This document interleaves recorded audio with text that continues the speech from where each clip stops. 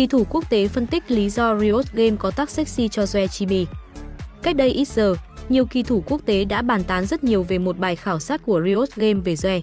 Cụ thể hơn, Riot Game đã để cho người chơi lựa chọn phong cách mà người chơi thích nhất khi thấy Joe Chibi, trong đó có nhiều cụm từ như anime, cute, fantasy, badass, villain. Nhưng điều khiến cộng đồng game thủ bất ngờ nhất là sexy, gợi cảm.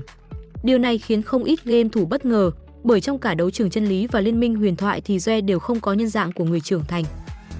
Kết quả là cộng đồng game thủ đã đưa ra một số ý kiến về việc này, trong đó có người nhận xét đây là tag mà Riot Game sử dụng cho mọi linh thú tín nị, chibi của mình. Điều này thậm chí giúp Riot Game theo dõi những kẻ lập dị, qua đó thống kê số liệu về khoản tiền mà hội lập dị có thể dùng để mua vật phẩm trong game. Đặc biệt, cũng có nhiều game thủ cho rằng sexy và chibi là hai từ hoàn toàn không có liên quan gì. Thế nên đây được cho là cách Riot Game phân loại khách hàng trong cộng đồng game thủ của mình.